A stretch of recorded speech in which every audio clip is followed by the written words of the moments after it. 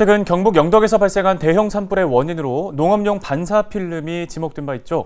강원도 역시 필름 처리 방법이 마땅치가 않아서 농가에서 그대로 방치되고 있거나 불법 소각되고 있다는 소식 저희 헬로티비를 뉴스 통해 전해드렸습니다. 네, 바로 농사를 짓다 보면 필연적으로 발생하는 게 이 영농 폐기물인데요. 지역 농가에서는 마땅한 처리 방법이 없어서 골머리를 앓고 있습니다. 이송미 기자가 현장 취재했습니다. 화천군 인근에 위치한 인삼밭입니다. 햇볕을 차단하기 위한 차광막이 설치돼 있습니다. 최근 도내 인삼 재배 면적이 크게 늘면서 덩달아 차광막 수요도 늘었는데 정작 처리 방법은 마땅치 않습니다.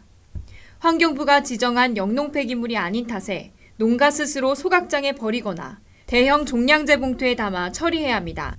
하지만 길이가 워낙 긴 데다 질긴 소재로 만들어져 다 쓴 차광막을 한 켠에 방치하거나 불법 소각하는 경우가 많습니다.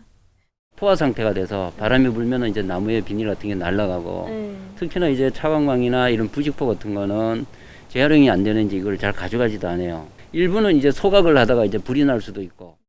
환경부와 지자체가 직접 수거하는 영농 폐기물 대상은 폐비닐과 농약병 두 종류에 불과합니다. 그 외 차광지나 부직포, 반사필름 등은 모두 농가 스스로 처리해야 합니다. 문제는 해마다 발생하는 영농 폐기물 양이 늘고 있다는 점입니다. 영농 폐기물로 분류된 폐비닐의 2018년 기준 발생량은 31,780톤, 전년 대비 35%나 늘었습니다. 다 쓴 농약병도 매년 500만 병 이상 발생하고 있습니다. 여기에 차광막 같은 관리 사각지대에 있는 영농 폐기물까지 포함할 경우 발생량은 훨씬 많을 것으로 추정됩니다. 사정이 이렇다 보니 일부 지자체에선 직접 영농 폐기물 수거에 나섰습니다.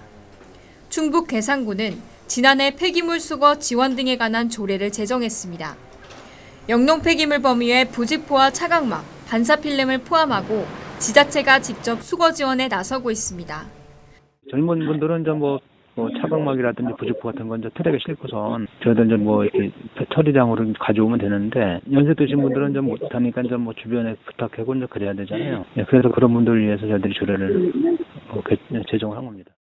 강원도에서도 홍천군 등 일부 시군이 영농 폐기물 범위를 확대하고 쓰레기 처리를 지원 중입니다.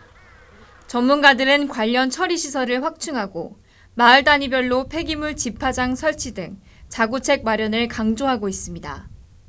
비닐하고 농약병만 하지 말고 인삼 농사 짓고 나오는 것부터 전부 다 비닐이 많이 나오는데 정부에서 좀 수거해가는 그런 거를 좀. 봄철 영농기가 코앞으로 다가온 가운데 제각각인 쓰레기 처리 대책 마련을 위한 지자체의 관심이 필요해 보입니다. 헬로티비 뉴스 이송미입니다.